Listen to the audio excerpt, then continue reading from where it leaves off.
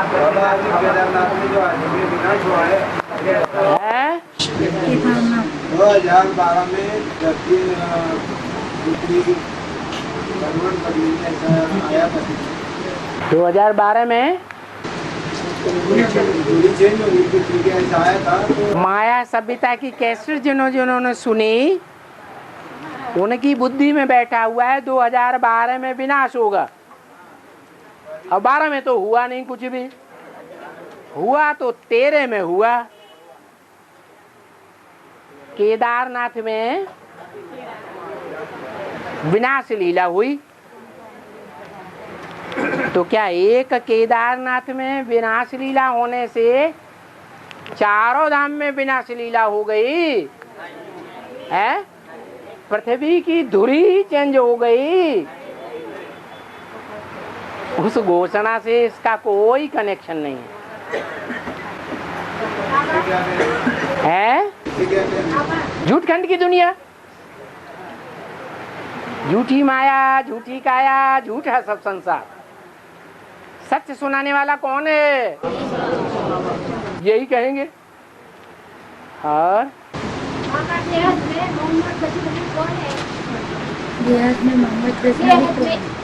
हाँ, बेहद का मुंह में जिसके मद भरा हुआ हो।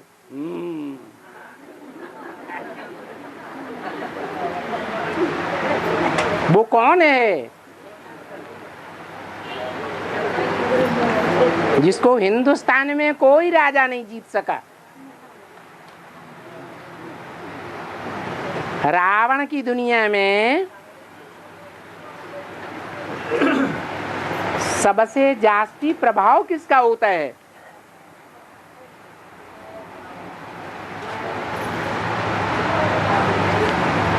धनवान का सबसे जास्ती प्रभाव होता है या सुंदर तनवान का सबसे जास्ती प्रभाव होता है? धनवान का होता है। रावण राज्य में सारी दुनिया काम विकार से प्रभावित हो जाती है।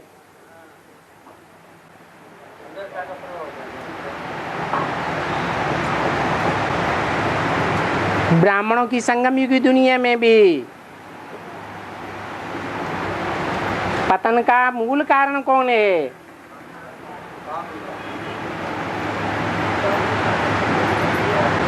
काम विकार। ये रावण का पहला शीश है और इसका भी मूल कौन है? देवभान, जिसे सांडे का नाम दिया। रावण के चित्र में कौन सा चित्र रख दिया है? गधे का। वो भी देवभान की यादगार है या आत्माभिमान की यादगार है? वो भी देहभान की यादगार है। तो मनरूपी घोड़ा कहो, बैल करो, ये यादगारें बनाई हुई हैं। गधा कहो, पांच विकारों का मूल देह अभिमान रूपी गधा। तो ये देह अभिमान सबसे जास्ती कलयुग के अंत में किस में आता है? कौन से देश में आता है? भारत में आता है। यहाँ तक के परसेंटेज में ज्यादा से ज्यादा भारतवासी विदेशों के मुकाबले विदेशियों के रंग में रंग जाते हैं।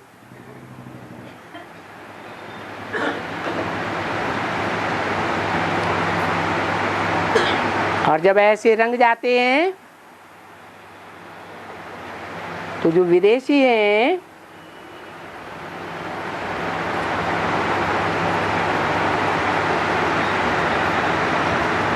उनके जीवन में एक रूप का आकर्षण होता है या जीवन में अनेकों रूप का आकर्षण होता रहता है? हैं? एक डाइवोर्स देते हैं, फिर दूसरा, तीसरा, चौथा, गिनती ही नहीं।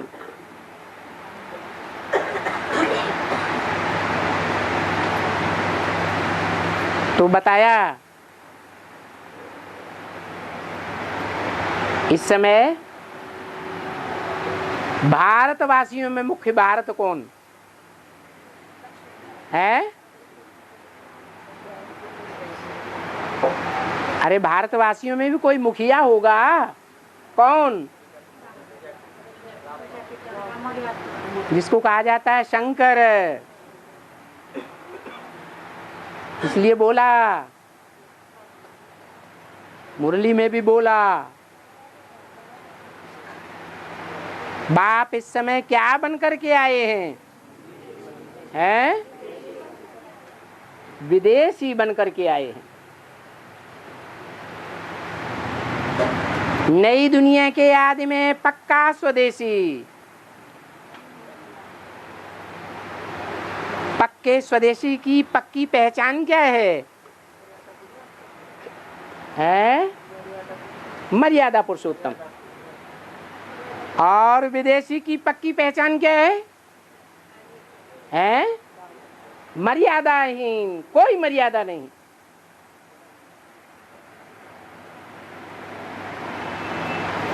तो बाप ही विदेशी, भारतवासियों का बाप ही विदेशी, तो बच्चे क्या होंगे?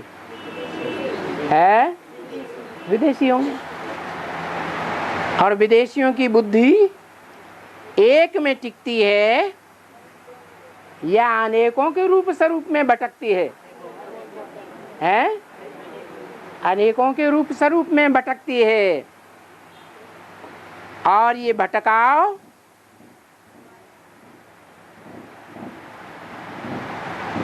दुश्मनों के अधीन बना देता है। ये मोहम्मद गजनवी क्या हुआ? है विदेशी था ना। आखिरी उसके प्रभाव में आ गए।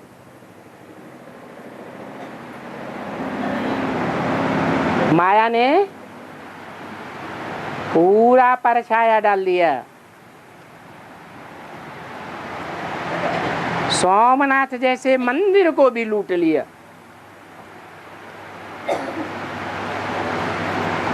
और भारतवासी कुछ भी नहीं कर सके। अगर उस समय भारतवासी राजाएं संगठित हो गए होते तो क्या मोहम्मद गजनवी का प्रभाव पड़ता? क्यों नहीं यूनाइटेड हो सके? यूनिटी क्यों नहीं आई? क्योंकि द्वापर में प्योरिटी नहीं रहती है, तो यूनिटी भी नहीं बन पाती। अभी भी ऐसे है। एडवांस पार्टी को जानता पार्टी कहेंगे या अज्ञानता पार्टी कहेंगे? जानने वाली पार्टी है, ज्ञानी पार्टी है। लेकिन अटल बिहारी वाजपेयी ने रिजल्ट दे दिया क्या? कि जनता पार्टी में सबसे बड़ी कमी क्या है? संवादहीनता की कमी है। एक दूसरे से बात ही नहीं करते।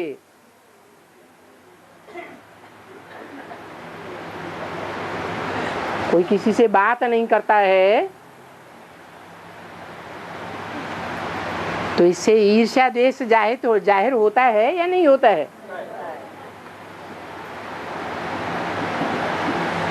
जब ऐसी कमी आ जाती है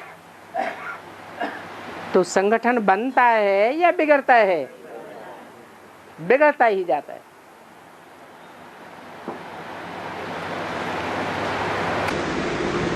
अब निगम वालों को कहेंगे जिसको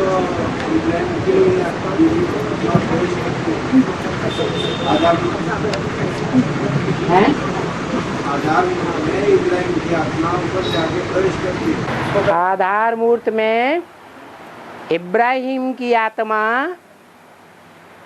परमधाम से आती है, प्रवेश करती है। जिसमें प्रवेश करती है वो आत्मा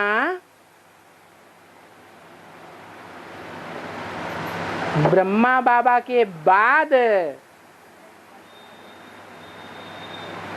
धर्म का मुखिया है या ब्रह्मा बाबा से पहले है, बाद में?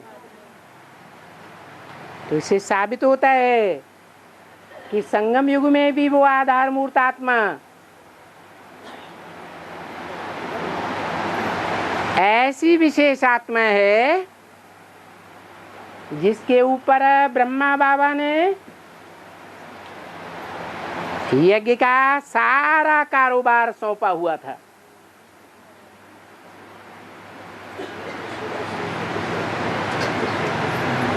जब तक वो जीवित रहा यज्ञ का स्थूल कारोबार वो ही व्यक्ति संभालता रहा।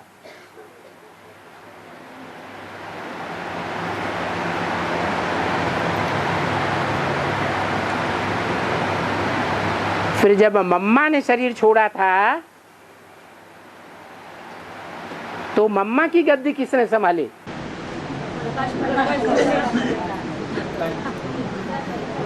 कुमार का दादी ने संभाली। कुमार का मुख से कहती भी थी, मैं यहां भी बाबा के गद्दी की हकदार हूं और वहां सतयुग में भी हकदार बनूंगी। यहां जो शूटिंग होगी वहां सतयुग में भी शूटिंग होगी या नहीं होगी? तो दोनों ही आत्माएं सतयुग में जाकर के सेकंड नारायण बनती है, सेकंड लक्ष्मी नारायण। तो सेकंड नारायण लक्ष्मी में आत्मा की संपूर्णता होगी या कुछ कमजोरी भी आएगी? 16 कला संपूर्ण नहीं बनते, चौथाई कला कम हो जाती है। सर्वगुण संपन्न नहीं बनते हैं, कुछ गुण कम हो जाते हैं। संपूर्ण हिंसक नहीं बनते, उनकी आत्मा में कुछ न कुछ ऐसी हिंसकपना की कमजोरी आ जाती है जो सतयुग त्रेता में प्रत्यक्ष नहीं होती, बाहर नहीं आती, द्वापर में बाहर आ जाती। तो सबसे बड़ा हिंसक कौन हुआ? पहला हिंसक कौन हुआ देवताओं के बीच में है? पहला नारायण है या दूसरा तीसरा चौथा नारायण? कौन से नारायण में हिंसा का बीज पहले आया है? अरे बोलो ना, है? सेकंड नारायण में हिंसा का बीज पहले आ गया। और दुनिया की बड़े से बड़ी हिंसा कौन सी होती है? काम विकार की हिंसा। तो जैसे ही द्वापर युग शुरू होता है, इब्राहिम की सोल वो सेकंड नारायण में प्रवेश कर जाती है और काम विकार की हिंसा की शुरुआत हो जाती है। दुनिया का सबसे बड़ा कामुकता वाला धर्म इस्लाम धर्म ही है। और राम किस सब्जेक्ट में फेल हुए? बाबा, राम किस सब्जेक्ट में फेल हुए? किस सब्जेक्ट में थे? कृष्ण किस सब्जेक्ट में फेल हुए? राम कृष्ण किस सब्जेक्ट में? राम किस सब्जेक्ट में? राम कृष्ण राम किस सब्जेक्ट में? राम किस सब्जेक्ट में फेल हुआ? सारी दुनिया का बाप कौन है? राम बाप। और सारी दुनिया में जो विकार फैले हुए हैं, उन विकारों में मुख्य विकार कौन सा है? काम विकार। और वो सारी दुनिया का बीज है बाप। तो दुनिया में जो महाकामी है, उनका बड़े से बड़ा बाप कौन हुआ है? कौन हुआ? वो फेल हुआ। लेकिन मुरली में बाबा ने बोला है, वो काम विकार की तो बात थी, जो राम बाप फेल हुआ। लेकिन उसमें एक बात और बताई है, काम विकार तो अभी सारी दुनिया में फैला हुआ है। तो क्या सारी दुनिया फेल हो जाएगी? हो जाएगी। अभी क्यों नहीं फेल हो जाएगी सारी दुनिया? और उस समय राम बाप और उसके फॉलोअर्स क्यों फेल हो गए? कारण बताया। उस समय इतना ज्ञान नहीं था, और अभी तो ज्ञान है। तो आदि में राम वाली आत्मा फेल हो गई। बाप की प्रत्यक्षता महाशिवरात्रि के बाद होगी क्या? है? बाप की प्रत्यक्षता महाशिवरात्रि के बाद होगी क्या? आपको नहीं मालूम ब्रह्मा पहले प्रत्यक्ष हुआ या शंकर पहले प्रत्यक्ष होता है? नहीं मालूम है? छोटा बच्चा शिशु रूप में पैदा होता है, पनपता है, तो उसके सामने माँ प्रत्यक्ष होती है या बाप को पहचानता है? आप ये बात जानते ही नहीं, फिर भी पूछ रहे। हाँ, और सतयुग में सूर्यवंशी 9 जन्म लेते हैं? और सीढ़ी में तो 8 ही जन्म दिखाए हैं। हैं? अभी मुरली में बताए हैं, सतयुग में जो सूर्यवंशी होते हैं वो 9 जन्म लेते बोले। हाँ। सीढ़ी में तो 8 ही दिखाए हैं। कृष्ण बच्चा जो है वो सूर्यवंशी है या चंद्रवंशी है? हैं? कृष्ण बच्चा जो सतयुग में पैदा होता है, जिसका चित्र दिखाया है सीढ़ी में, सीढ़ी के अंदर भी कृष्ण का चित्र दिखाया है और सीढ़ी के बाहर भी कृष्ण का चित्र दिखाया है। ऊपर दिखाया है या नहीं? तो सीढ़ी के अंदर जो कृष्ण बच्चा दिखाया गया है, वो बच्चा सूर्यवंशी है या नहीं है? हैं? सूर्यवंशी है। तो उसका बाप और बाप की जो भी जनरेशन होगी वो सूर्यवंशी होगी या नहीं होगी? वो कौन से युग की बात है? हैं? हैं? तुम बताओ, वो झूठ युग की बात है कि सत्य युग की बात है? हैं? युग में आज बताया है, अब संगम युग का एक जन्म बताया हैं? संगम युग का एक जन्म। संगम युग का जो जन्म है वो दिव्य जन्म है कि लौकिक जन्म है? बताया है। तुम बच्चे 84 जन्म लेते हो,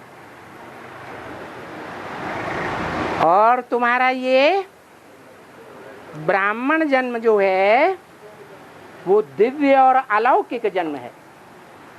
ये जन्म एक्स्ट्रा ऑर्डिनरी है या सामान्य जन्म है?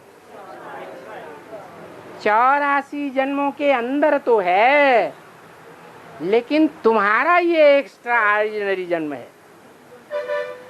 कौन सा? संगम युग में। ये संगम युग में जो एक्स्ट्रा ऑर्डिनरी जन्म है वो स्वर्णिम सतयुग का होगा या कलयुग का अंश होगा? तो वो ही सत्य युग है असली। वहां ही सत्य धर्म की स्थापना होती है। सत्य धर्म की स्थापना सतयुग में होती है या एक्यूरेट सतयुग शुरू होने से पहले ही हो जाती है? संगम युग में होती है। अभी वो सत्य युग जहाँ सत्य धर्म की, सत्य सनातन धर्म की स्थापना होने वाली है और जो प्रैक्टिकल जीवन में ईश्वर के कार्य में सत्य धर्म की स्थापना के प्रैक्टिकल सहयोगी बनेंगे शरीर के साथ। वो दादा लेखराज के फॉलोअर्स बनेंगे या राम वाली आत्मा के फॉलोअर्स बनेंगे? हैं? और राम वाली आत्मा कृष्ण को जन्म देने वाली सूर्यवंशी है या कोई और वंशी होगी? तो वो जन्म नहीं गिना जाएगा। हैं? जन्म और एक एडजस्टमेंट करके वो कैसे? हैं? और एक जन्म तो दादा लेखराज का एडजस्टमेंट करते हैं। दादा लेखराज का जन्म बाद में सतयुग में ना? सतयुग में तो ना होगा ऐसे। हाँ, फिर ब्रह्म बाबा एक जन्म एडजस्टमेंट करते बोले वो त्रेता में। वो त्रेता में 13 जन्म लेते हैं। इसलिए चंद्रवंशी के हिसाब से त्रेता युग का नाम ही त्रेता युग पड़ा है, क्योंकि वहाँ कितने जन्म लेते हैं? कौन लेते हैं? सूर्यवंशी पक्के या पक्के चंद्रवंशी 13 जन्म लेते हैं? और जो आपने सूर्यवंशी की संतुष्टि है वो 9 जन्म लेते हैं। अभी जो बताया कि जो पक्के सूर्यवंशी हैं वो 9 जन्म लेते हैं।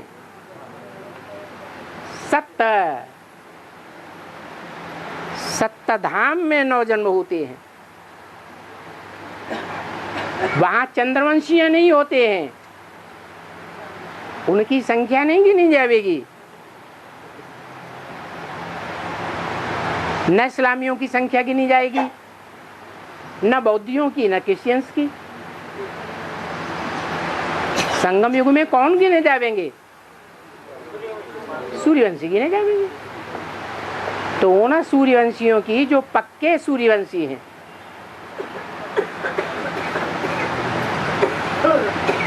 उनका 9 जन्मों में से पहला जन्म संगम युग में शुरू होता है। और जो चंद्रवंशी हैं पक्के, भले चंद्रवंशियों का मुखिया चंद्रमा ही क्यों न हो, वो प्रैक्टिकल जन्म में सतयुग में 8 जन्म लेगा, लेकिन 9 जन्म नहीं लेगा। और रुको इधर भी। हाँ, माउंट आबू में पांडव भवन में बाबा के चारों धाम की क्या रस्ते, 4 धाम की यात्रा क्या रस्ते? पांडव भवन में हाँ क्या होता है? 4 धाम की यात्रा क्या रस्ते? पांडव तो 5 थे और धाम तो 4 गिने जाते हैं। 4 धाम की यात्रा बोलते हैं। ये पांडवों को 4 धाम की यात्रा में क्यों जोड़ रहे हैं? ये किसने सिखाया? ये किसने सुनाया? बेसिक वालों ने सुनाया। अब उनको भूल जाओ। बाबा आगे हैं? चार धाम की यात्रा, वो समझते हैं। हाँ माउंट आबू है, चार धाम की यात्रा करोगा, स्तंभ जो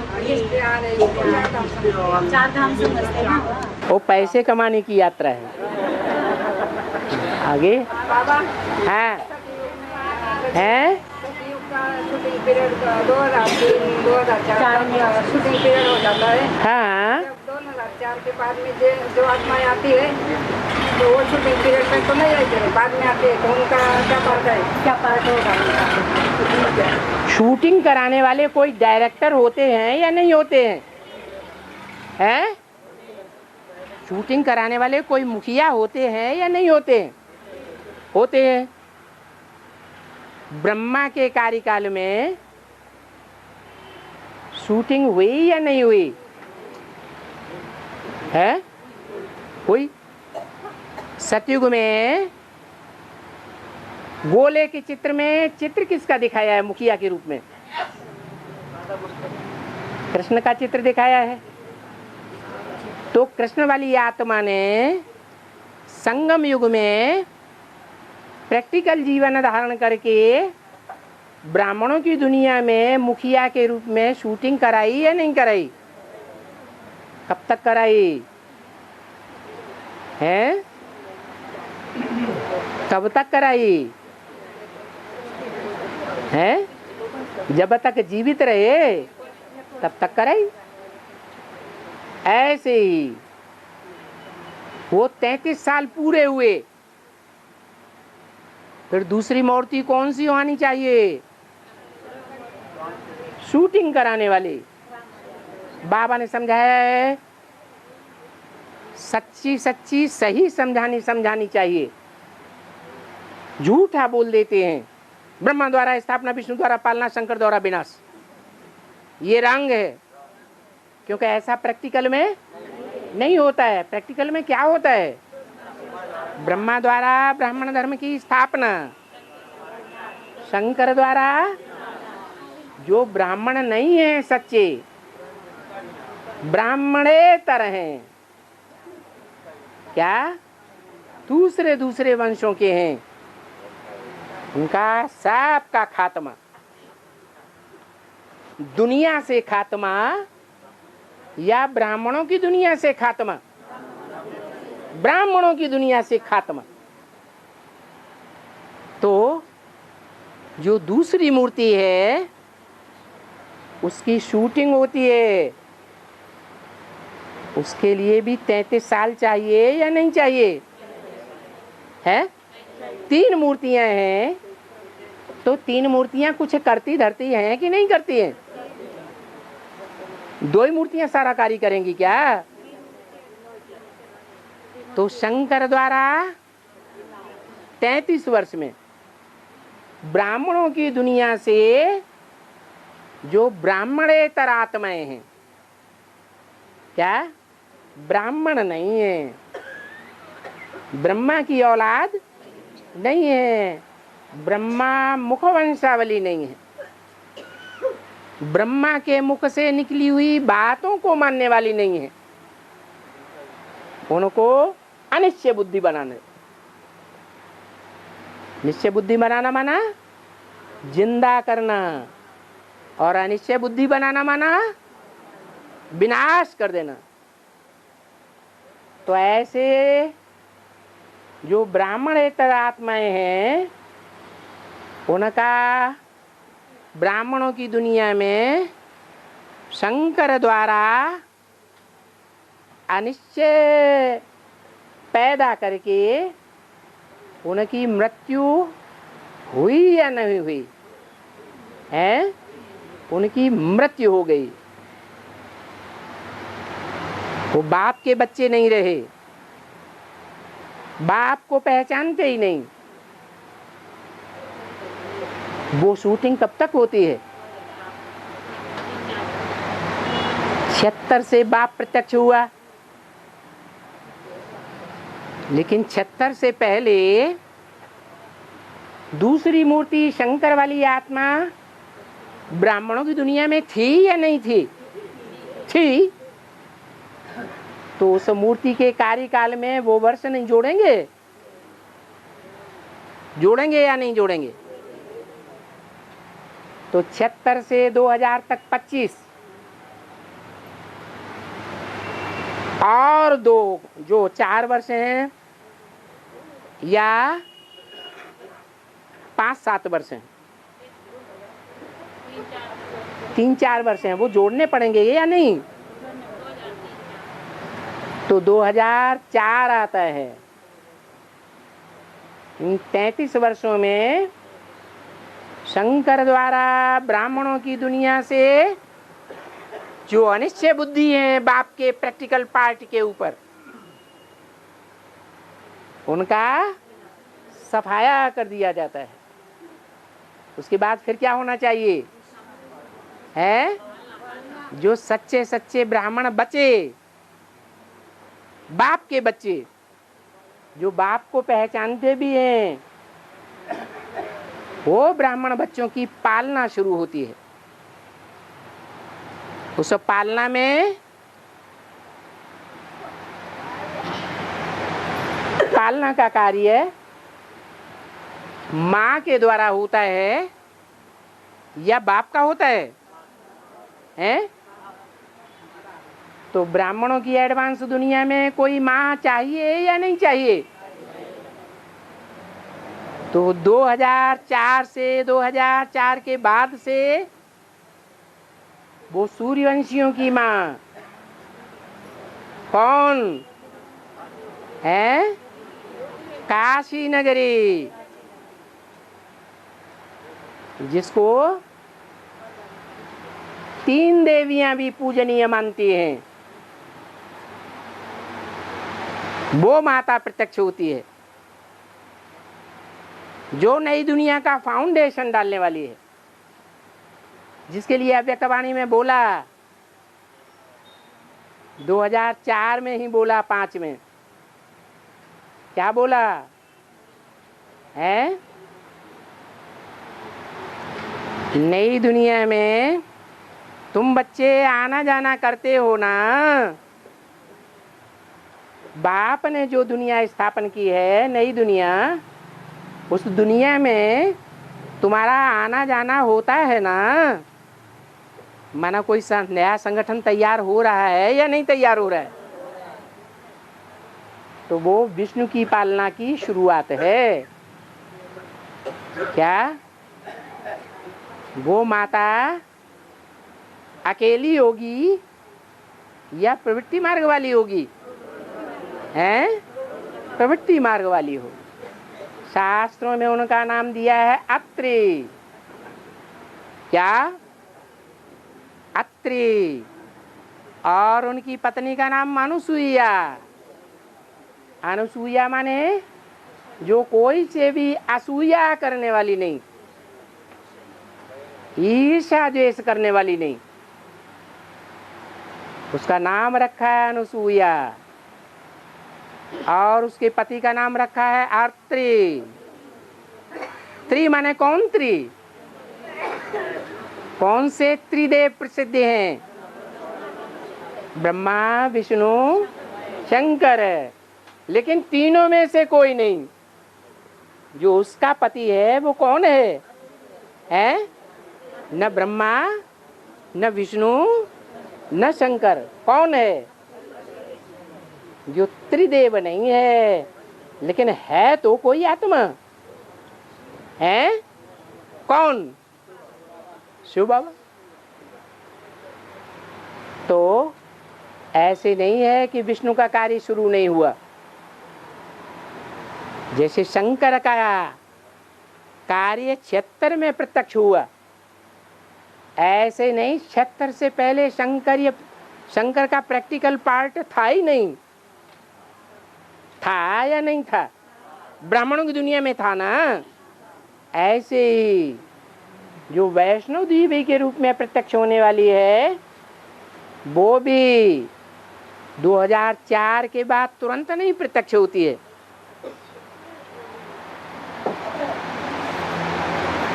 बाद में प्रत्यक्ष होती है। जिसके लिए बोला है भारत माता शिव शक्ति अवतार, अंत का यही नारा है। है? हाँ। जब रात शुरू होती है, है? जब रात शुरू होते है तो पहले 2 मंदिर बनते हैं। जब रात शुरू होते है तब 2 मंदिर बनते हैं। मुरली पढ़ने मुरली में बोला है बाबा जी, क्या? जब रात शुरू है तो पहले 2 मंदिर बनते हैं। 2 मंदिर कब बनते हैं? एक आदमी बोलो। राजगुरु रात शुरू होती है, रात जब रात शुरू होती है तो 2 क्या बनते हैं? मंदिर।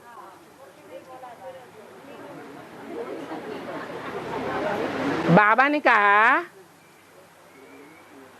सोमनाथ अकेला होता है या उसके साथ सोमनाथिनी भी होती है? ये मुरली में बोला है सोमनाथ के साथ सोमनाथिनी भी होगी ना, हैं? तो असली जो मंदिर है वो शरीर है या मिट्टी का मंदिर है? ये शरीर ही असली मंदिर है। वो लक्ष्मी नारायण वाली आत्माएं जहाँ से प्रत्यक्ष होती हैं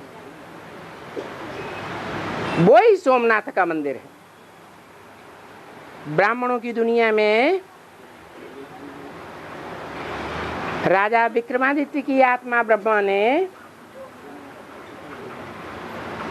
सागर के किनारे सोमनाथ मंदिर की स्थापना की। 66 में सागर कहाँ काम कर रहा था?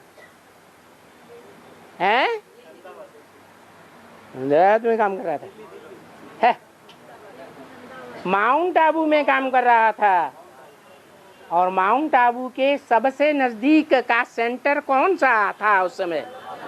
अहमदाबाद हुआ। राजा विक्रमादित्य ने अपनी सारी संपत्ति लगा करके वो सोमनाथ मंदिर की स्थापना की थी। उसमें किसी दूसरे व्यक्ति का, राजा का कोऑपरेशन नहीं था। तो बोला सोमनाथ के साथ सोमनाथनी भी होगी ना। माना सोमनाथ के रूप में चैतन्य, सोमनाथ के रूप में प्रत्यक्ष होने वाला, और चैतन्य में सोमनाथनी के रूप में प्रत्यक्ष होने वाली, दोनों कौन से सेंटर से प्रत्यक्ष होते हैं? अहमदाबाद के उस पालड़ी सेंटर से प्रत्यक्ष होते हैं। वहां से उनको ज्ञान मिलता है। वो सागर का कंठा हुआ, वो ज्ञान सागर है जो माउंट आबू में काम कर रहा था, उसके सबसे नजदीक का उस समय सेंटर था। और बाबा 50,000 सूर्यवंशी में आना फिरता है या 108 आत्मा के सूर्यवंशी में आना फिरता है। ये कोई नहीं सुन पाया, इनको सुनाओ पहले। 50,000 सूर्यवंशी आत्मा में आना श्रेष्ठ है या 108 सूर्यवंशी आत्मा में आना श्रेष्ठ है? 50,000 रुको रुको, हाँ हैं? 50,000 सूर्यवंशी में आना श्रेष्ठ है बोले कि 108 में आना श्रेष्ठ है। कमाल है। अरे 9 लाख है, उसमें तो सूर्यवंशी चंद्रवंशी दोनों है। पक्के सूर्यवंशी कितने हैं? 4.5 लाख। वो 4.5 लाख जो पक्के सूर्यवंशी हैं वो दुनिया के सभी धर्मों के बीज हैं या नहीं है? जो सभी धर्मों के बीज हैं, मुख्य मुख्य 9 धर्म हैं दुनिया में जो प्रत्यक्ष हैं। तो 4.5 लाख को 9 भागों में डिवाइड कर दो तो कितनी संख्या आती है? 50,000। वो 4.5 लाख कहो या 50-50 हजार कहो, वो राज परिवार के लोग हैं या प्रजावर की आत्माएं हैं? है वो राज परिवार की आत्माएं हैं, वो प्रजावर की आत्माएं हैं।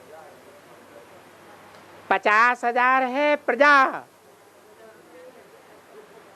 पक्की सूर्यवंशी प्रजा, और 108 जो पक्के राजाएं हैं, राजवंश में जन्म लेने वाले। बाप प्रजा पद देने के लिए आए हैं या राजाई का पद देने के लिए आए हैं? तो 50 हजार प्रजा वर्ग की आत्माएं और 108 राजवर्ग की आत्माएं हैं। और हाँ हाँ अंदर वाले ले जाएंगे, बाहर वाले ले जाएंगे। हाँ, क्या ले जाएंगे? का तो क्या है? इसका मतलब है कि तुम पक्का समझ लो अभी तुम नॉन सरेंडर हो, और जो नॉन सरेंडर हैं वो सब बाहर वाले हैं। क्या नॉन सरेंडर? बाहर वाले, उनको बाप ने सरेंडर करके अपने घर का बच्चा ऐसा नहीं बनाया हुआ है जिनके खाने पीने रहने पहनने उड़ने की जिम्मेवारी है किसकी है? बाप की है। तो वो है अंदर वाले, और जिनके खाने पीने रहने परवरिश करने जीवन को ऊपर उठाने नीचे गिराने की सारी जिम्मेवारी किसकी नहीं है? बाप की नहीं है। वो है बाहर वाले, क्योंकि वो बाहर वालों के अधीन हुए पड़े हैं। और जो सरेंडर हो गए वो एक बाप के अधीन है।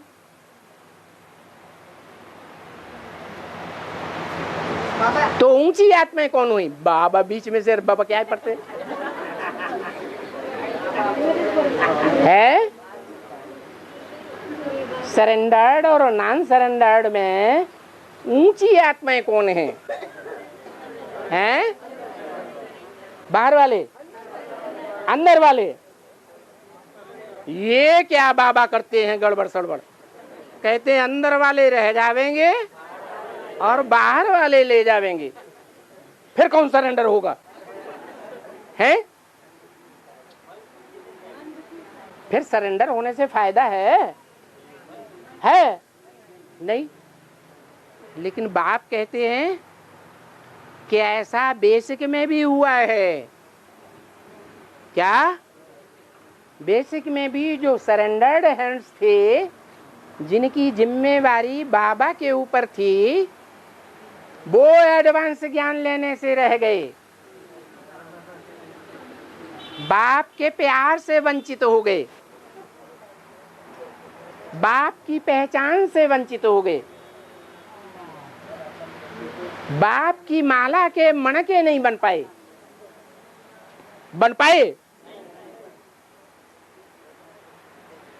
और जो नॉन सरेंडर थे और अभी भी हैं बेसिक में, वो नॉन सरेंडर वो यहां बैठे हुए हैं सारे। क्या? जो सरेंडर दीदी दादी दादाएं थे वो बेसिक में अभी भी सरेंडर होने के बावजूद भी वहीं के वहीं रह गए, बाप का वर्षा नहीं ले सके। बाप का वर्षा है ज्ञान। बाप कहते हैं ज्ञानी तू आत्मा मुझे विशेष प्रिय है, वो ज्ञान नहीं ले सके, वो रह गए। और जो घर गृहस्थ में रह करके ज्ञान ले रहे थे, नॉन सरेंडर बाहर वाले थे, वो यहां देखो बैठे हुए हैं। और यही नहीं, ऑल इंडिया में ढेर की ढेर जगह बैठे हुए हैं। उन्होंने बाप को पा लिया बाप का वर्षा ज्ञान पा लिया और बाप की माला के मणके बन गए।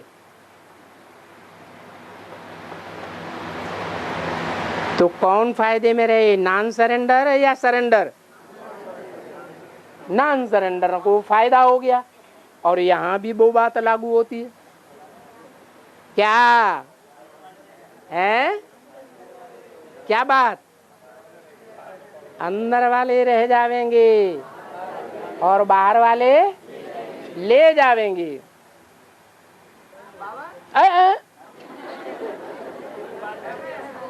रुको रुको रुको,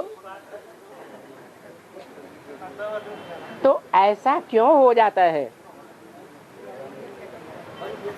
हैं? क्या मन बुद्धि? ऐसा इसलिए हो जाता है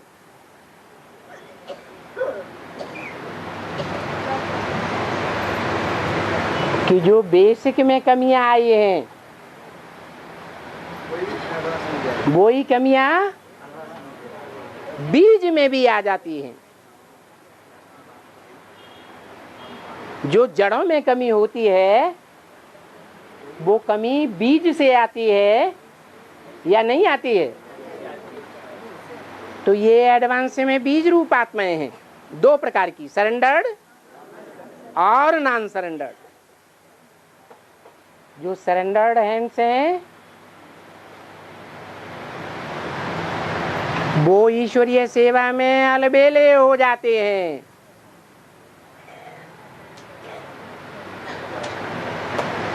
कौन से मणके हैं? रुद्रमाला के राजाई के मणके हैं। जो राजाएं हैं भारतवर्ष के वो ज्यादा विकारी होते हैं या रानियां ज्यादा विकारी होती हैं?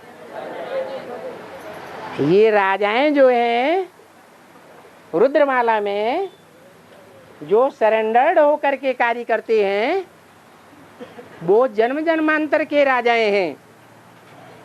और वो राजाएं आपस में क्या करते रहे? मुड़फुट टोल करते रहे। आपस में कोई कोई मिल करके जानते हैं कि ये गलत हैं तो भी देखते हैं कि ये पावरफुल हैं, इसलिए उनके साथ मिलकर के एक होते रहे।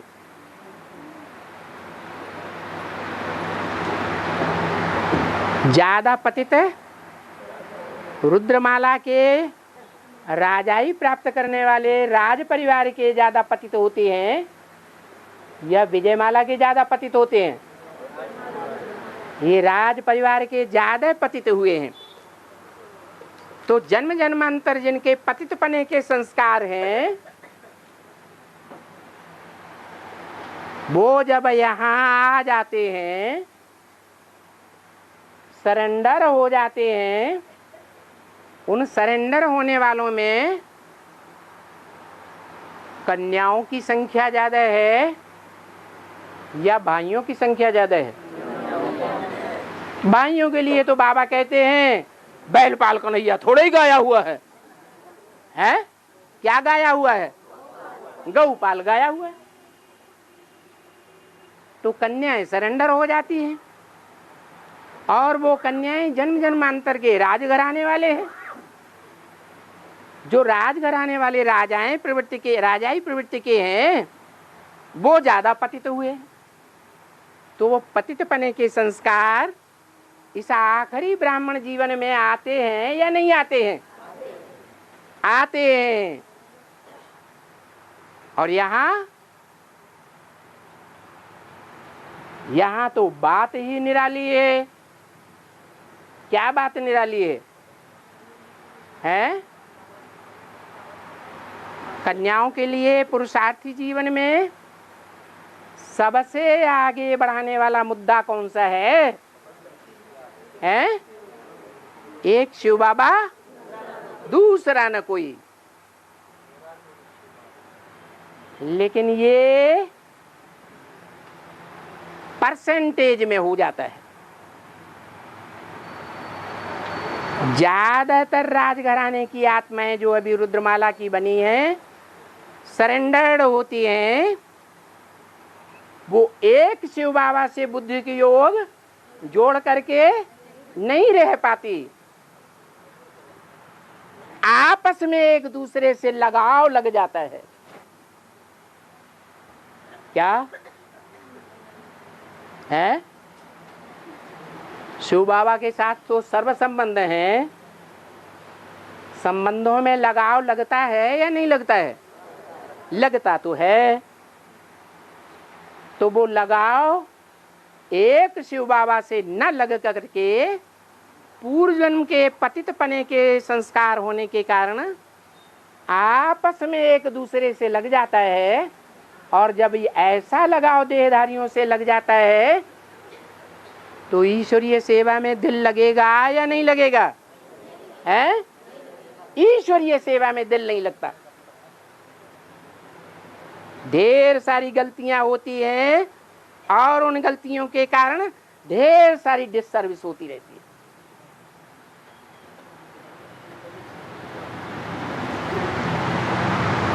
तो बताओ, ऊंचा पद बनेगा या नीचा पद बनेगा? पद नीचा हो जाता है। इसलिए बाबा ने कहा अंदर वाले रह जावेंगे और बाहर वाले ले जावेंगे। बाहर वालों में बांधेली माताएं भी हैं। सबसे जास्ती बुद्धि योग शिव बाबा के साथ। मेरा तो एक शिव बाबा पार लगाने वाला इस दुनिया में कोई नहीं। पति भी धोखा दे देता है, सारी प्रॉपर्टी और पैसे अपनी जेब में रखता है, बैंक बैलेंस में रखता है, सारी प्रॉपर्टी अपने नाम कराता है, हमारे नाम लिख दो। तो माताएं तो समझ जाती हैं कि हमारा कोई नहीं, मेरा तो एक शिव बाबा। और एडवांस ज्ञान में भी चलने वालों में ज्यादा संख्या नॉन सरेंडर हैंड्स में माताओं की होती है, कन्याओं की होती है, कुमारों की होती है या अदर कुमारों की होती है? माताओं की होती है। तो परसेंटेज के आधार पर बाबा ने बोल दिया, ऐसे नहीं है कि जितने भी सरेंडर होते हैं उन सब के लिए बोला है कि अंदर वाले रह जाएंगे। नहीं, सब अंदर वाले रह जाएंगे ऐसा नहीं है। अंदर वालों में अष्टदेव की लिस्ट में नहीं आने वाले हैं तो वो रह जाएंगे, वो तो नहीं रह जाएंगे। और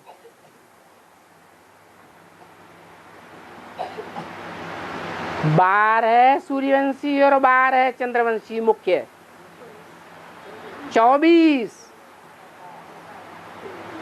वो रह जाएंगे। है? वो भी नहीं कहा जा सकता कि रह जाएंगे, वो भी सत्य सनातन धर्म का पूरा हिस्सा लेंगे। बाकी फिर नंबर 12। इसलिए बोला कि अंदर वाले रह जाएंगे और बाहर वाले ले जाएंगे। और बाबा अरे ऊपर ज्यादा बाबा के आए रहे थे बोल लेने। हाँ, भक्ति में आते हैं, पंढरपुर के भक्ति वाले लोग जाते हैं ना, वहाँ विठ्ठल का मंदिर दिखाते हैं। और विठ्ठल को ना एक विठ्ठल दोनों पाँव दिखाए, खड़ा हुआ दिखाए विठ्ठल को, आणि दोनों हाथ कंबर पर दिखाए, दोनों हाथ। पंढरपुर में खड़ा विठ्ठल दिखाया, पंढरपुर में खड़ा विठ्ठल दिखाया। और हैं? उनके पास में ही पीपल का वृक्ष है, हैं? क्या? ईट पर दो हाथ कंबर पर पंढरपुर पर दो पाँव रे। एक विट्ठल को खड़ा हुआ दिखाया और दूसरा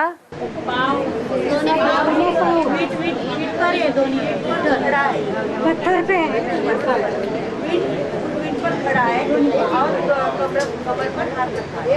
वो मकान बनाने वो ईंट हुई थी ना, उसके ऊपर खड़ा है। मकान बनाने की जो ईंट होती है, खड़ा है कमर का। मकान बनाने चारों मकान बनाने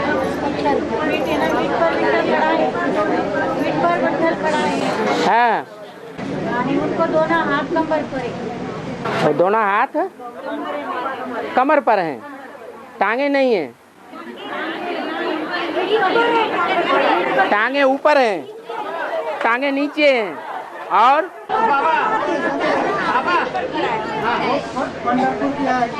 जो है ना, और रुको हाँ, एक आदमी बोलो ना।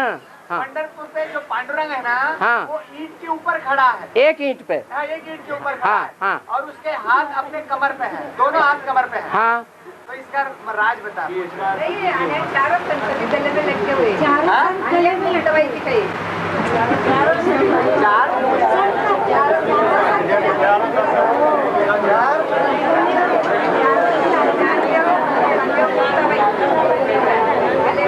भक्ति मार्ग की बात है।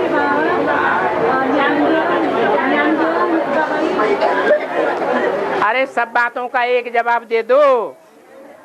भक्ति मार्ग में है सारा भूसा और उसमें से सार की बातें निकाल करके बाप बताते हैं। तो आप भूसा उठाना बंद कर दो।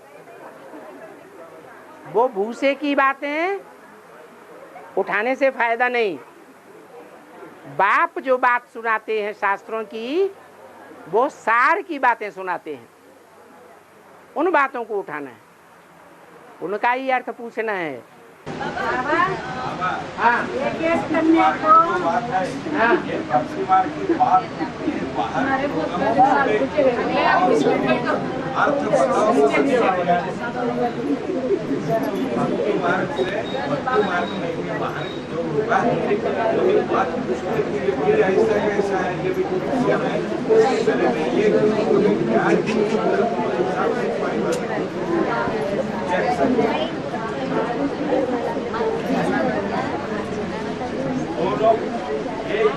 दोनों पाँव पर खड़ा है, ये कैसा? ये भी बताओ मुझे तुम्हारे ज्ञान। एक ईंट के ऊपर दोनों पांव रख करके आदमी खड़ा नहीं हो सकता। फिर हाँ, अरे आप भी खड़े हो सकते हैं।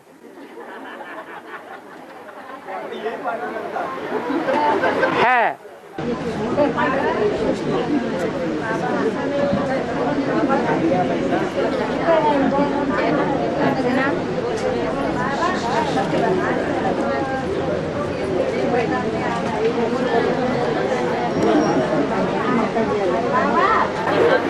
बाबा, हाँ, दूसरा पूछे।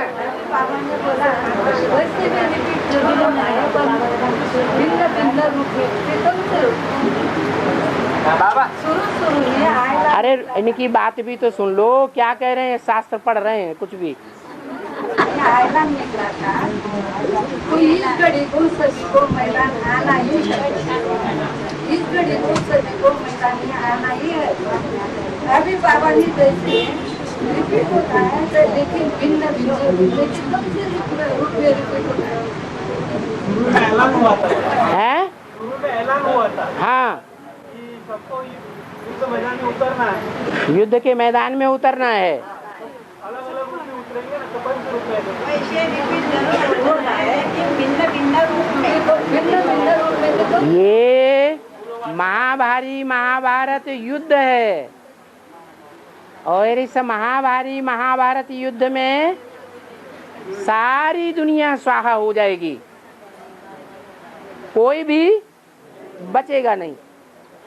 न यादव बचेंगे, न पांडव संप्रदाय के बचेंगे और न कौरव संप्रदाय के बचेंगे। हाँ, तो आज में भी ऐसे ही हुआ था। क्या? यज्ञ के आदि में जो बीज रूप आत्माएं थी, पांडवों की बीज, कौरवों की भी बीज और यादवों की भी बीज, वो सब स्वाहा हो गई। जैसे दुनिया में द्वितीय विश्व युद्ध हुआ था, ऐसे यज्ञ के अंदर ऐसा युद्ध हुआ जिसमें सब बीज स्वाहा हो गए।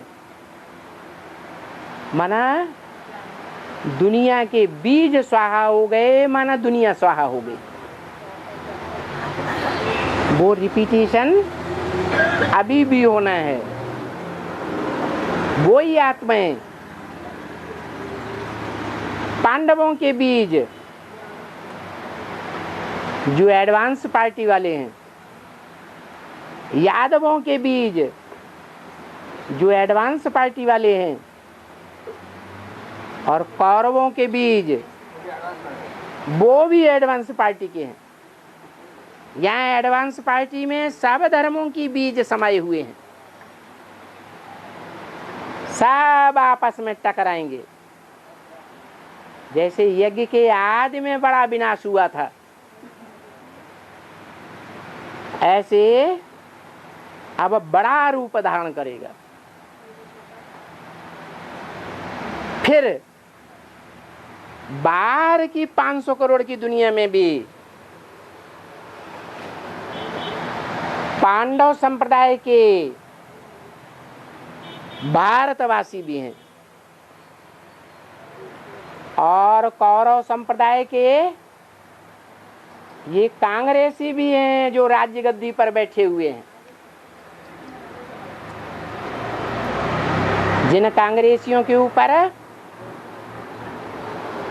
अंधा धृतराष्ट्र बैठा हुआ है। धृत माना धारण कर लिया, राष्ट्र माने धन संपत्ति। ये जो टाटा बिरला हैं, इन्होंने सारी धन संपत्ति हड़प करके बैठे हुए हैं। ये दुर्योधन दुशासन जैसे कांग्रेसियों को अपनी मुट्ठी में लेकर के चला रहे हैं। बोलो, चला रहे हैं कि नहीं? चला रहे हैं। और इनको सहयोग देने वाले यादव संप्रदाय, रूस और अमेरिका के लोग, जो मिसाइल्स बनाने वाले हैं, वो भी इनके सहयोगी हैं।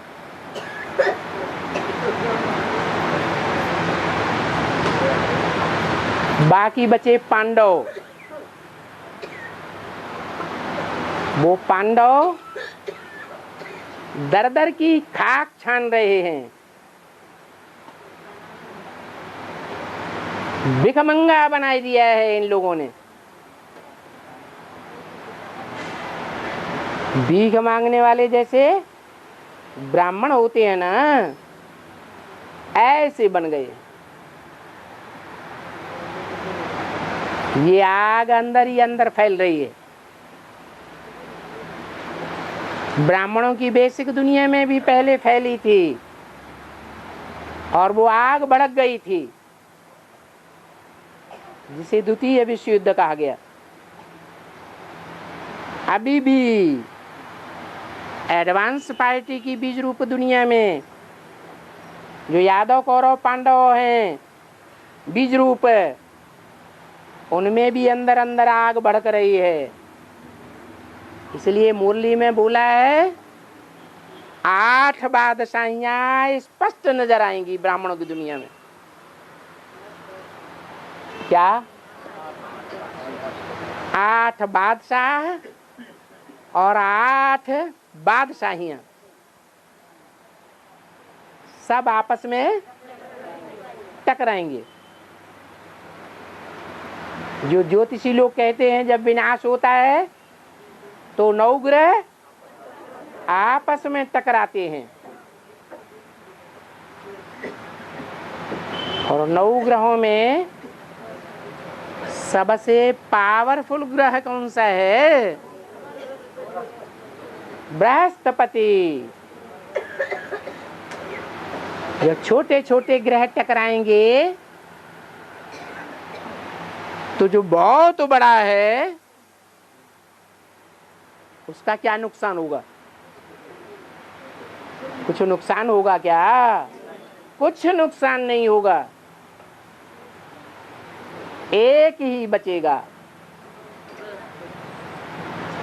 देवताओं का गुरु। गुरु भी बचेगा और देवताएं भी बचेंगे। उनकी ही दुनिया चलेगी सतयुग और त्रेता में। बाकी ये सब कौरव और यादव सब खलास होने वाले हैं।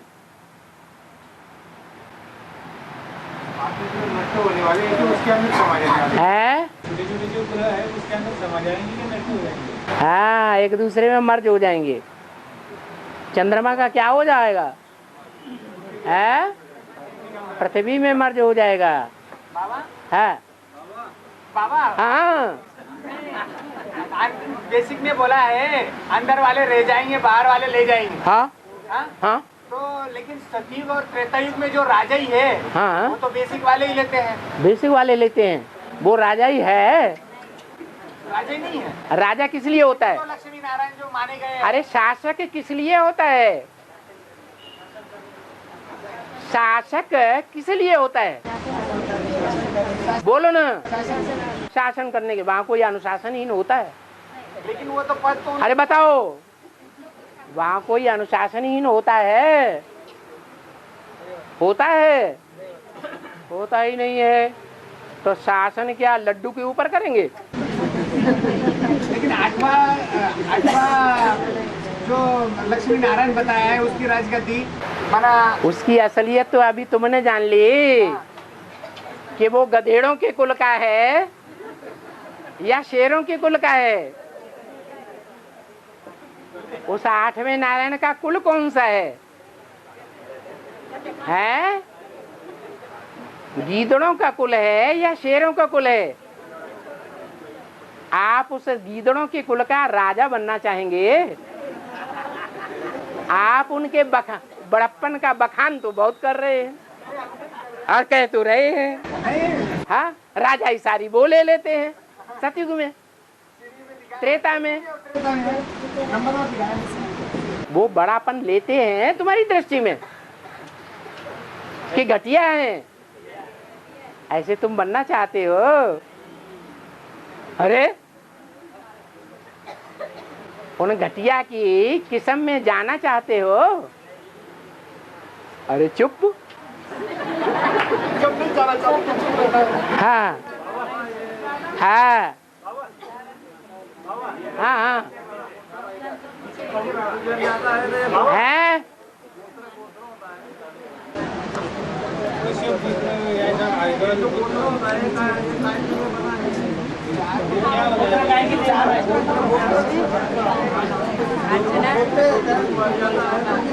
इन्होंने आपकी बात समझ ली। ये नजदीक है, सुनाओ। हाँ, गोत्र बोलते हैं ना। गोत्र।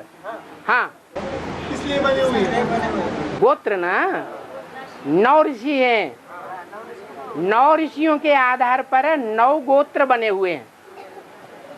चांडिल्य गोत्र, भारद्वाज गोत्र, ये सब ऋषियों के नाम हैं। ऋषि पवित्र को कहा जाता है। जो पवित्र आत्माएं हैं वो एडवांस में है या बेसिक में है? ज्यादा है पवित्र आत्माएं, बेसिक में है। वो बेसिक वाली पवित्र आत्माएं ही 9 नारायण हैं। वो 9 नारायण, उनके आधार पर ये ब्राह्मणों में 9 गोत्र चलते हैं। उनमें सबसे ऊंचा है काश्यप। काश्य माने तेज, याद का तेज, और पा माने पीने वाला। याद का तेज पीने वाला ब्राह्मणों की दुनिया में कहो, 500 करोड़ की दुनिया में कहो, याद का तेज पीने वाला 100% कौन है? हैं? अरे काश्यप तो है, लेकिन कोई और नाम भी है, शंकर है। वो कश्यप ऋषि की 2 पत्नियां थी, एक दिति और एक आदिति। दिति से दैत्य पैदा हुए। ये दैत्य हैं। दिति माने फटी हुई, माने व्यभिचारिणी, और अदिति माने अव्यभिचारिणी। तो अव्यभिचारिणी से देवों का जन्म होता है। दिति से दैत्य पैदा हुए और अदिति से देवों का जन्म होता है। ये दुनिया में 2 का विशेष गायन है। हाँ, टाइम हो गया भाई। अच्छा